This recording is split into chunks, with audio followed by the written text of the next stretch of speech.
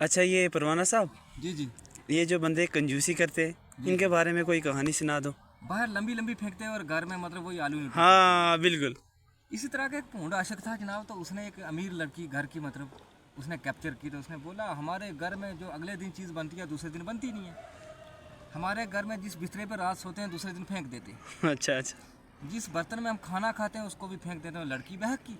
अच्छा हुआ क्या, तो उनके घर में दाल के सिवा और कोई चीज़ नहीं बची थी। लड़का बड़ा चालाक था। उसने कहा, लड़की ने कहा कि आपके घर में क्या क्या चीज़ बनती है? उसमें सब कुछ बनता है हमारे घर। जब आए तो उसके घर में दाल बनी। उसने बोला ये क्या? हाँ, हमारे घर में एक भूत का साया है जिसकी वजह से हमें पीर बाबा ने कहा था कि दाल के सिवा गोश्त और कोई चीज़ नहीं बनानी, अगर बनाई तो तुम्हारा घर ख़त्म है। 1-2 महीने गुजर गए, लड़की कमज़ोर हो गई। रोज़ाना दाल, सुबह दाल, शाम को दाल, दोपहर को दाल। वो घर गई, जब मायके गई तो घर वालों ने कहा कि लड़की तुझे हुआ क्या है? ना बताए तो आखिर उसने भाइयों को, उसके 4 भाई थे, उसने बताया भाई ये माजरा है। तो वो भी बड़े सियाने थे, बड़े अच्छे जनाब। उन्हें सोचा कि उसको मार के तो चारा नहीं है, बहन की पिटाई करेगा ये, इससे क्या गेम खेली जाए। उन्होंने कहा बेटे बहन इसका इलाज है हमारे पास। उन्होंने क्या किया कि उसको कंपोज की टिक्की दे दी नींद की।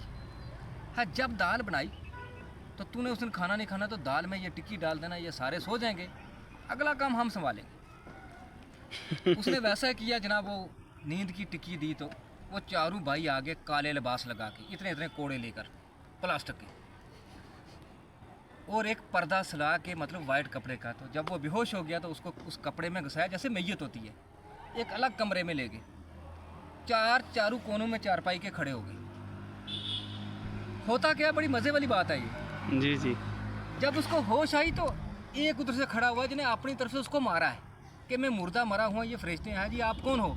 हम 4 फरिश्ते, तेरा हिसाब किताब का टाइम है, तू बोल। हाँ बोल, तूने खाने में क्या क्या खाया? उसने बोला कि खाने में दाल है। फिर तैयार हो जा 50 कोड़ों के लिए। 50 कोड़े उससे खाए।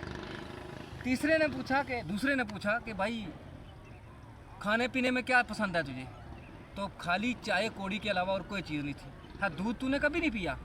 चल 50 कोड़े और खा। इसी तरह चौथे ने जब पूछा कि भाई हाँ बिस्तरा जो था, बिस्तरा क्या था? वो पत्ते घास डाल के रात को फेंक देता था। हाँ, तू आज तक गद्दे पे सोया है या कहीं पे है? जी नहीं सोया, चल 50 कोड़े खा। जब चौथे की बारी आई तो उस वक्त आधा वो बेहोश था। चौथे ने बोला कि कभी तूने किसी की मदद की है या किसी की डिमांड का खाना पका के खिलाया है? हाँ जी, दाल के सिवा किसी को कुछ नहीं खिलाया। जब तैयार हो जा, 50 कोड़े उसने भी मारे। उसके बाद वो उसको ऐसे बंद करके वो बेहोश होकर वो चले आए। सुबह बीवी को, उसकी बहन को बोला कि सुबह इसको जाके जगाना। जब वो बीवी उसकी गई, वो अमीर लड़की, तो उसने बोला कि उठ।